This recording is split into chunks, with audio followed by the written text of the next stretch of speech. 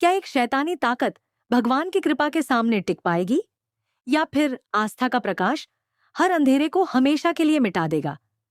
मन सुंदर के आने वाले एपिसोड में दर्शकों को एक ऐसा रोमांचकारी और भावनाओं से भरपूर दृश्य देखने को मिलने वाला है जो कहानी को बिल्कुल नई दिशा देने वाला है।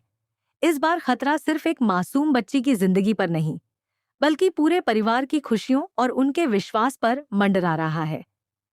जिस शैतानी गुड़िया को रूही ने अपनी हिम्मत और विश्वास के दम पर हमेशा के लिए खत्म समझकर मिट्टी में दफना दिया था, वह अब पहले से कहीं ज्यादा खतरनाक रूप में लौट आई है। उसका मकसद केवल डर फैलाना नहीं, बल्कि भगवान में लोगों की आस्था को तोड़ना और मासूम रुचिता को अपनी काली शक्तियों के जाल में फंसाकर उसे ऐसे काम करवाना है जिनकी कल्पना भी कोई नहीं कर सकता। धीरे धीरे रुचिता का स्वभाव पूरी तरह बदलने लगता है। उसकी मासूम मुस्कान गायब हो जाती है, उसकी आंखों में अजीब सी बेचैनी दिखाई देने लगती है और वह हर उस चीज से नफरत करने लगती है जिसका संबंध पूजा, मंदिर और भगवान से होता है। ये बदलाव देखकर पूरे परिवार को चिंता होने लगती है, लेकिन सबसे ज्यादा परेशान रूही होती है, क्योंकि उसे महसूस होने लगता है कि यह कोई सामान्य बात नहीं है। एक माँ का दिल तुरंत पहचान लेता है कि उसकी बेटी किसी अनदेखी और खतरनाक शक्ति के प्रभाव में है। वह बार बार रुचिता से प्यार से बात करने की कोशिश करती है, लेकिन हर बार उसे सिर्फ गुस्सा, चिड़चिड़ापन और अजीब व्यवहार ही देखने को मिलता है।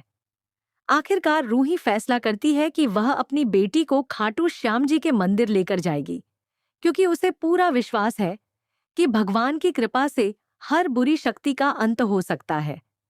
वह प्यार से रुचिता को समझाती है कि अगर उसका मन पूजा करने का नहीं है तो कोई बात नहीं, केवल मंदिर चलकर तिलक लगवा लेना, भगवान के दर्शन कर लेना और प्रसाद ग्रहण कर लेना।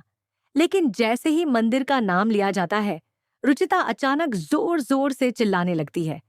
उसकी आवाज बदल जाती है, आंखों में अजीब सी लालिमा दिखाई देती है और वह बार बार कहती है कि उसे वहां नहीं जाना, उसे पूजा नहीं करनी और उसे तुरंत वहां से ले जाया जाए।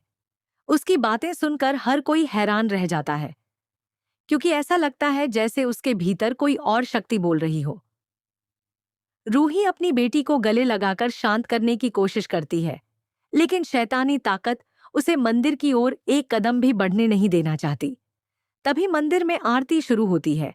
घंटियों की मधुर ध्वनि पूरे वातावरण में गूंज उठती है और खाटू श्याम जी के जयकारों से चारों ओर एक अद्भुत सकारात्मक ऊर्जा फैल जाती है। अचानक मंदिर की दिशा से तेज प्रकाश की एक दिव्य किरण निकलती है, जो बिजली की गति से आगे बढ़ते हुए सीधे रुचिता तक पहुंचती है। अगले ही पल वहां मौजूद सभी लोग एक तेज कंपन महसूस करते हैं। ऐसा प्रतीत होता है मानो स्वयं खाटू श्याम जी अपनी भक्त की पुकार सुनकर वहां उपस्थित हो गए हों। उसी क्षण एक चमत्कार होता है। रुचिता के हाथों में छिपी हुई शैतानी शक्ति बेकाबू हो जाती है और वह अभिशप्त गुड़िया जोरदार झटके के साथ उसके हाथों से छिटककर दूर जमीन पर जा गिरती है। गुड़िया के गिरते ही उसके चारों ओर फैला काला धुआं धीरे धीरे खत्म होने लगता है और कुछ पल के लिए ऐसा लगता है कि उसकी सारी शक्तियां समाप्त हो चुकी हैं। रुचिता की आंखों से भी वह डरावनी चमक गायब हो जाती है और वह सामान्य होकर अपनी मां की ओर देखने लगती है। रूही अपनी बेटी को गले लगाकर भावुक हो जाती है और उसकी आंखों से खुशी के आंसू बहने लगते हैं। पूरा परिवार इस दिव्य चमत्कार को देखकर भगवान का धन्यवाद करता है और सभी को यकीन हो जाता है कि सच्ची श्रद्धा के सामने कोई भी बुरी शक्ति ज्यादा देर तक टिक नहीं सकती। लेकिन कहानी यहीं खत्म नहीं होती। जमीन पर पड़ी हुई वह शैतानी गुड़िया अचानक फिर से हल्की हल्की हरकत करने लगती है। उसके भीतर की काली शक्ति पूरी तरह खत्म नहीं हुई होती, बल्कि वह अपनी हार से और ज्यादा क्रोधित हो चुकी होती है।